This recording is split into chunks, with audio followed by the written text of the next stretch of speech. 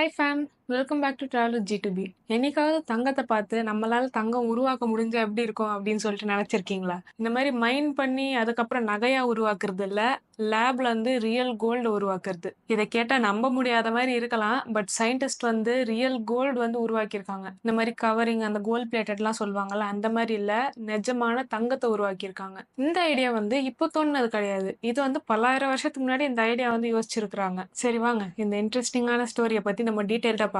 சரி, ஃபர்ஸ்ட் வந்து நான் இதை வந்து அந்த காலத்துல அந்த ஐடியா அப்படின்னு சொன்னேன்ல, நம்ம வந்து அதை பத்தி ஃபர்ஸ்ட் பார்க்கலாம். அந்த காலத்துல ஒரு குரூப் ஆஃப் சயின்டிஸ்ட் இருக்காங்க. அவங்க பேர் என்னன்னா அல்கெமிஸ்ட். அவங்க வந்து என்ன நம்புறாங்கன்னா எல்லா மெட்டல்ஸ்க்கும் வந்து உயிர் இருக்கு, அதோட வந்து அது எவால்வ் ஆகுது அப்படின்னு சொல்லிட்டு நம்புறாங்க. அதோட இவங்க தான் வந்து ஃபர்ஸ்ட் இந்த ஐடியாவும் எடுத்துட்டு வராங்க, இந்த மாதிரி ஒரு பொருளை வந்து கோல்டா மாத்துறது.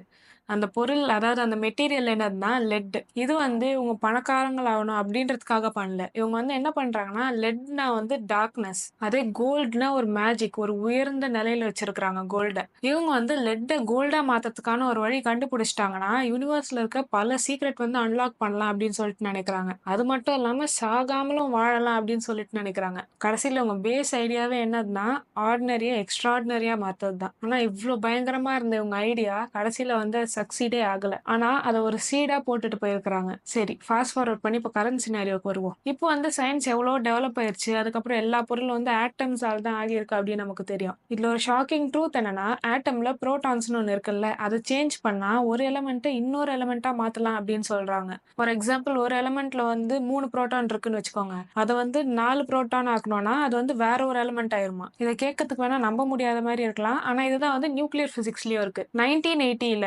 கலிபோர்னியால இருக்க லாரன்ஸ் பெர்க்லி நேஷனல் லெபார்டரியில ஒரு குரூப் ஆஃப் சயின்டிஸ்ட் என்ன பண்றாங்கன்னா, பிஸ்முத் அப்படின்னு சொல்லிட்டு ஒரு மெட்டல் இருக்கு, அதனால ஹெவியா இருக்கும், பார்க்கவே வந்து சில்வர் மாதிரி இருக்கும். ஸோ அதுல இருக்க ஆட்டம்ஸ் எடுத்து சில பார்ட்டிகல்ஸோட சேர்த்து ஹை பவர்ட் ஆக்சிலரேட்டர்ல வந்து பிளாஸ்ட் பண்றாங்க. அப்படி பண்ணதுல சில பிஸ்முத் ஆட்டம்ஸ் மட்டும் வந்து பியோர் கோல்டா மாறிடுச்சு. ரியல் கோல்ட உருவாக்கி இருக்காங்க. இந்த மாதிரி கெமிக்கல்ஸ் ஆட் பண்ணி அந்த மாதிரிலாம் பண்ணல.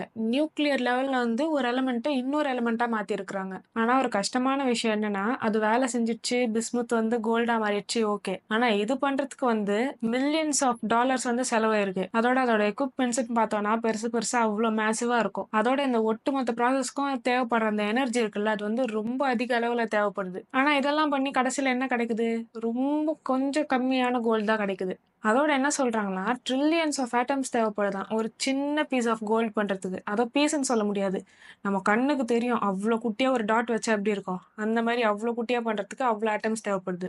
கடைசியில் என்ன ஆச்சுன்னா, இந்த கோல்டு உருவாக்குற ப்ராசஸ் கண்டுபிடிச்சது என்ன உண்மைதான், ஆனா இந்த ப்ராசஸ் வந்து டோட்டலா இம்ப்ராக்டிக்கலா இருக்கு. ஏன்னா இது செய்யறதுக்கு வந்து கோல்டு விலையை விட 1000 டைம்ஸ் வந்து செலவாகுது. அதோட சில கேசஸ்ல வந்து இவங்க இந்த மாதிரி ஆட்டம் லெவல்ல வந்து உருவாக்குறாங்கல்ல, அதனால கோல்டு வந்து சில நேரம் வந்து ரேடியோ ஆக்டிவாவும் இருக்க வாய்ப்பு இருக்கு. ஸோ ஒரு கோல்டை உருவாக்குறது எவ்வளோ கஷ்டம்னு சொல்லிட்டு பார்த்தோம். ஆனா சில யூடியூப் வீடியோஸ்ல பார்த்தோம்னா வீட்லயே காப்பர் எப்படி கோல்ட் ஆக்குறது, அதுக்கப்புறம் கெமிக்கல் ரியாக்ஷன் வழியா எப்படி கோல்டு உருவாக்குறது அப்படின்னு நிறைய வீடியோஸ் இருக்கும். இதெல்லாம் வந்து டோட்டலா ஃபேக். சில பேர் வந்து காட்டுறது வந்து இந்த மெட்டல்ஸ் வந்து கலர் சேஞ்ச் ஆகும். ஃபார் எக்ஸாம்பிள் வந்து இந்த காப்பர் இருக்குல்ல, அது வந்து கோல்டா மாறுற மாதிரி காட்டுவாங்க. அது வந்து ஜஸ்ட் ஆக்சிடேஷன் ரியாக்ஷன், அந்த மாதிரி சில கெமிக்கல் ரியாக்ஷனால தான் அந்த மாதிரி கலர் சேஞ்ச் ஆகுது. ஆனா அட்டாமிக் லெவல் அது கோல்டான்னு பார்த்தா இல்ல.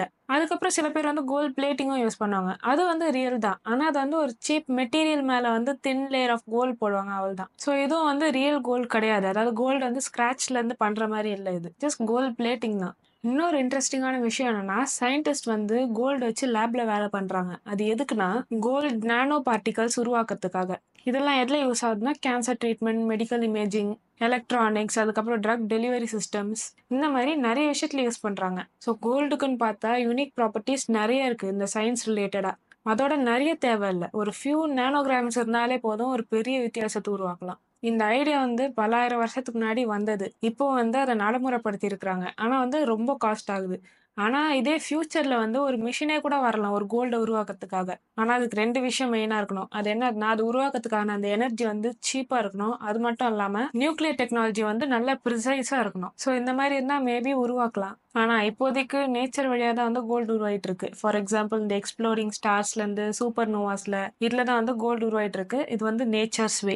கோல்டு வந்து இவ்ளோ ரேரா இருக்கனால தான் அது வந்து இவ்ளோ ஸ்பெஷலா இருக்கு. அதாவது சயின்ஸால வந்து கோல்ட கிரியேட் பண்ண முடியுது, ஆனா அது வந்து எவ்ளோ கஷ்டமா இருக்கு. இதுவும் அதோட அழகுல ஒண்ணு. அதாவது அதை வந்து ஈஸியா உருவாக்கிட முடியாது. இதோட நம்ம இந்த வீடியோட எண்டுக்கு வந்துட்டோம். உங்களுக்கு வந்து இந்த வீடியோ புடிச்சிருந்தா, இந்த ஸ்டோரி கேட்க இன்ட்ரஸ்டிங்கா இருந்ததுன்னா, இந்த வீடியோக்கு லைக் பண்ணுங்க. அதோட எங்க சேனலுக்கு சப்ஸ்கிரைப் பண்ணுங்க. See you in the next video. Until then, bye.